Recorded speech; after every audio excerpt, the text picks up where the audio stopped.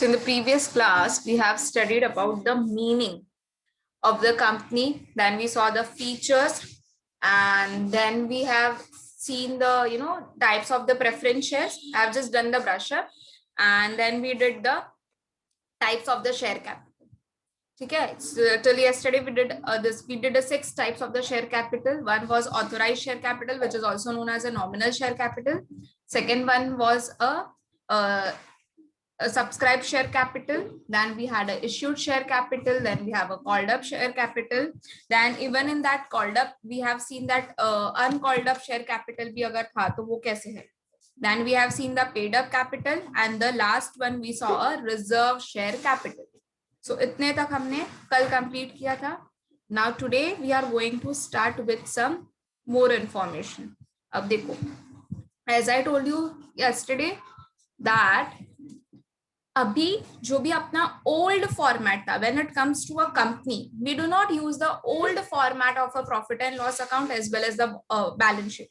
Now when I say about the old format, what I mean by a old format, it means a horizontal format. Okay, it means a horizontal format. When I say the as per the Companies Act, तो Companies Act 2013 में क्या किया है? It has done mandatory for all the companies to prepare their profit and loss account and the balance sheet as per the Schedule 3 of the Companies Act. तो अभी Schedule 3 of the Companies Act क्या कहता है कि there should be a vertical balance sheet which should be prepared.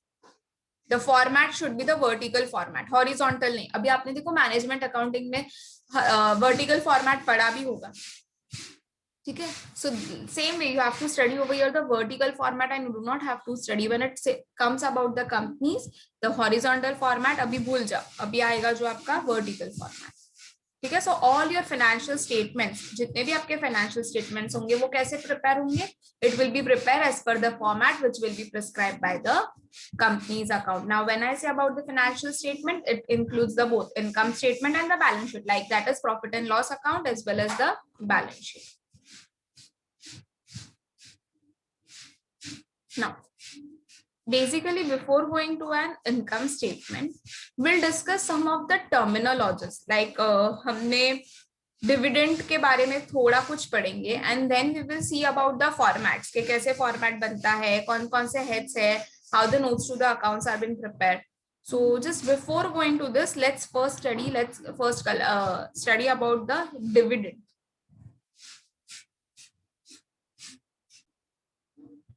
Now class, dividend. Now what is a dividend first? Before going to the types, let's first study what is dividend. Dividend means the payment which is made by the company to its shareholders. If अगर आप लोग कहीं पर अपना पैसा लगा रहे हो, ठीक है, you are buying the share of that company, and if you are giving your money, तो obviously you will expect some return. तो shareholders क्या return expect करते हैं? Shareholders expect the returns in the form of the dividend. और dividend कहाँ से देते हैं? तो dividend is given out of its company's profit. Company का जितना प्रॉफिट होगा उसमें से कुछ percentage, I can say the certain rate will be decided और a fix amount will be decided. Now it depends upon the company rather to decide the fix rate और to decide the fix amount, ठीक है. So basically dividend means the payment which is made by the company to its share holders out of its profit. It can be at a certain rate और it can be at a fix amount.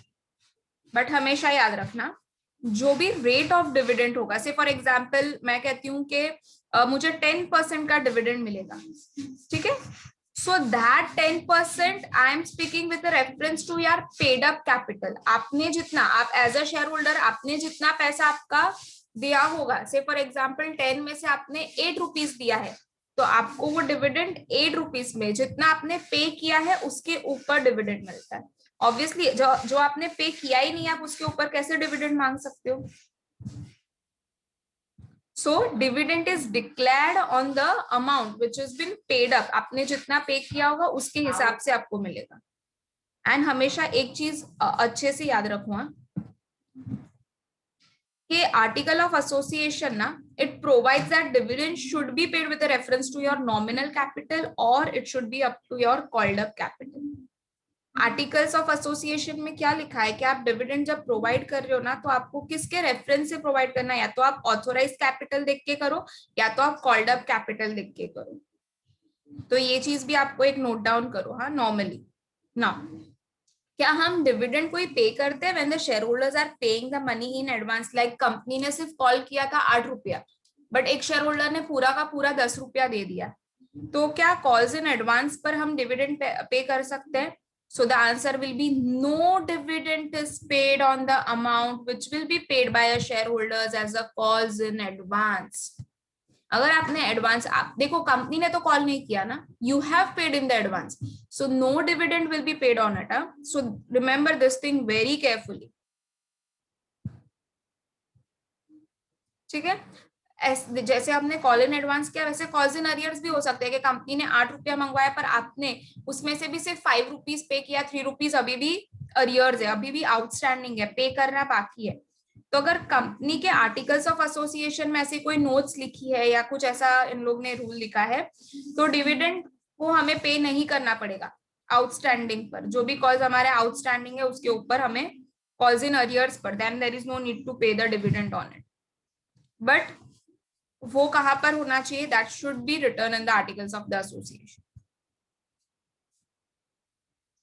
Now next and very very very important one, dividend is divided into two types. One is proposed dividend, another one is a interim dividend.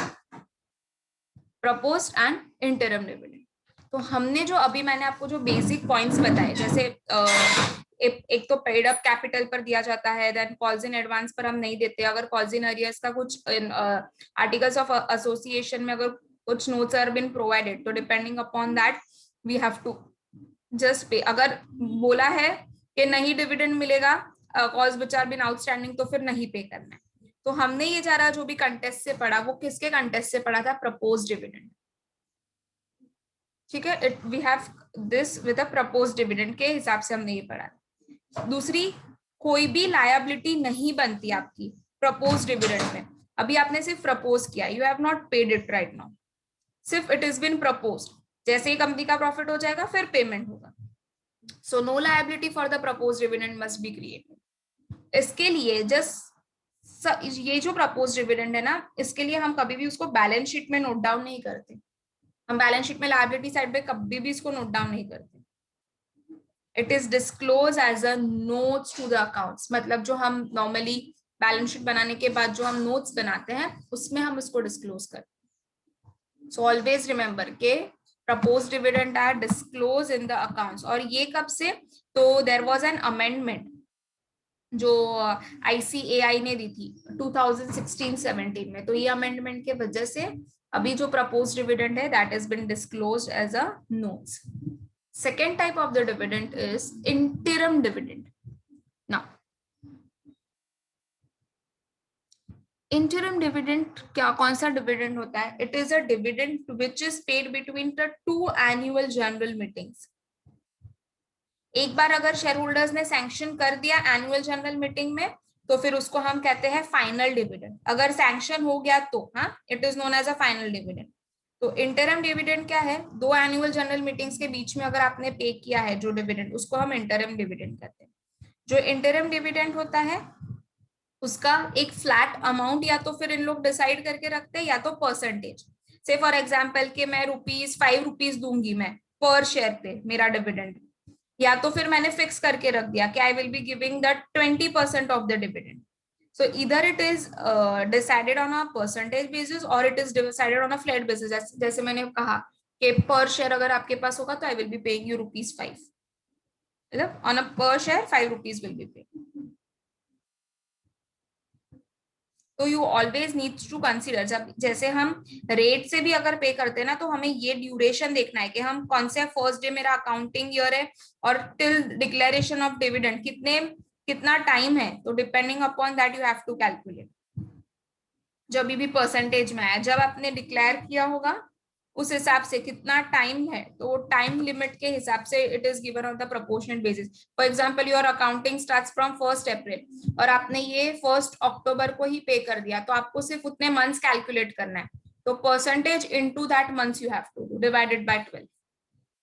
So when you are paying the interim dividend during the year, it always appears on the debit side of your trial balance. कौन से side पर आएगा? If paid during the year, it will appear on the debit side of your trial balance. और जैसे ही year and हो गया ना, फिर वो कहां पर ट्रांसफर हो जाएगा? वो ट्रांसफर हो जाएगा प्रॉफिट एंड लॉस अकाउंट. ठीक है. So what will be the journal entry when you transfer this into the profit and loss account? So profit and loss account debit, क्योंकि इधर से आएगा to interim dividend. So always remember, जब भी interim dividend pay होगा, it will be appeared first on the debit side of the trial balance, and then at the end it will be transferred to the profit and loss account by passing this journal entry, that is P&L account debit to interim dividend. समझ में आया? Yes class. Fine. Now next one. After dividend, we need to study the format of a balance sheet. Like, what is a format of a balance sheet? कैसे हम prepare कर सकते हैं balance sheet को? तो हमने जो provisions में कहा है, that is a provision of the Companies Act ने जो जैसे हमें कहा है, accordingly we have to prepare a format of a balance sheet. अब कुछ provision, सबसे पहले तो हमें ये पता करना है कि क्या क्या provisions है. तो सबसे पहला है before AGM. Now, what I mean by before AGM? AGM is annual general meeting. तो Companies Act क्या कहता है कि Board of Directors, that is BODs, have to lay every annual general meeting the balance sheet, profit and loss account, and the directors report. तीन चीजें उनको क्या करनी है?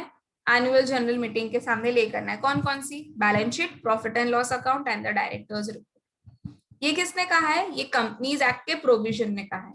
सेकंड क्या बोलते हैं कि हमारा जो नॉर्मल अकाउंटिंग ईयर है, तो जहां से हम अकाउंट्स बनाते हैं, तब तो period to which their accounts relate is known as our accounting year, और you can say the financial year. ठीक है. अब देखो, financial year it can be less और it can be more than your calendar year. So for example, आपने business 1 April को start किया, but आप 31 दिसंबर को अपनी बुक्स को क्लोज कर रहे हो, तो it is less than your calendar year. ठीक है. सिर्फ 9 मंथ्स के लिए ही बना. It can be even more than the calendar year as well, but it can not exceed 15 months. 15 month से ज्यादा एक्सिड नहीं कर सकते. पर अगर फिर भी आपको, जब आप परमिट लेने गए होंगे, तो रजिस्टर आर में अगर आपका कुछ स्पेशल प्रोविजन रहा, तो then this 15 months can be extended up to 18 months as well. ठीक है. कैलेंडर ईयर मतलब जो 1 Jan से लेके हमारा 31 दिसंबर होता है, that is a calendar year. And what is a financial year? Financial year starts from 1 April and ends on the 31st of March. Now the third one is balance sheet. हम balance sheet जो बनाते हैं ना, that should give us the true and fair view. क्यों? Because हमें उससे ही तो पता चलेगा कि हमारी फाइनेंशियल पोजीशन क्या है. What is our financial position? जो भी अकाउंटिंग स्टैंडर्ड्स में हमने रिक्वायरमेंट जो दी गई है, हमें वो सारी फुलफिल करनी है. हमने जो भी अकाउंटिंग पॉलिसीज है, अकाउंटिंग प्रैक्टिसेस है, that should be followed. And there should be a whatever is been told by the companies, कि ऐसे प्रोविजंस में जैसे भी इन लोग ने बोला है, हमारा बैलेंस शीट वैसे ही, वही फॉर्मेट में, वही उसमें ही होना चाहिए. Same way balance sheet as well as I will say the profit and loss. आप थर्ड और फोर्थ पॉइंट को कंपेयर कर सकते हो, और you can combine and write it down as well. कि जो भी आपका प्रॉफिट एंड लॉस अकाउंट होता है, that also should show you the true and fair view of a profit and loss of your company. और कैसे बनना चाहिए? It should be as per the schedule 3 of the companies act 2013. कौन सा format है preparation का? Horizontal के vertical? It is a vertical format. So और ये किसमें प्रिस्क्राइब किया है? तो it is been prescribed in the schedule 3. कि अभी आपको अगर प्रेजेंटेशन करना है आपके फाइनेंशियल स्टेटमेंट्स का, तो then you will have to use the vertical statement. You do not have any option to use the horizontal format for the presentation of your financial statement, because it was been prescribe in the old schedule. अब the revised act में क्या हो गया? It should be a vertical format. And the last one is main accounts with the notes. See, जो भी आपकी main items है, वो तो ऑब्वियसली आप फाइनेंशियल स्टेटमेंट्स जो भी शो करोगे, वो प्रॉफिट एंड लॉस में जो भी आइटम्स होगी, वो प्रॉफिट एंड लॉस अकाउंट में शो करोगे. बैलेंस शीट के आइटम्स होगी, that you will show in the balance sheet. But After that, you need to give the detail items as a notes to the accounts.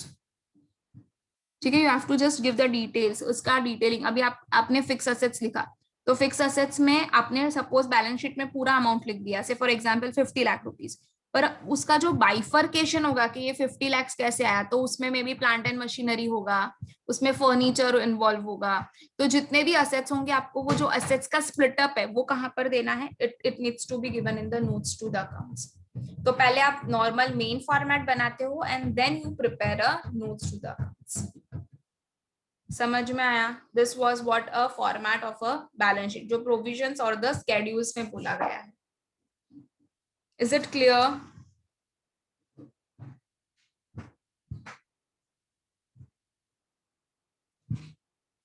Yes, class.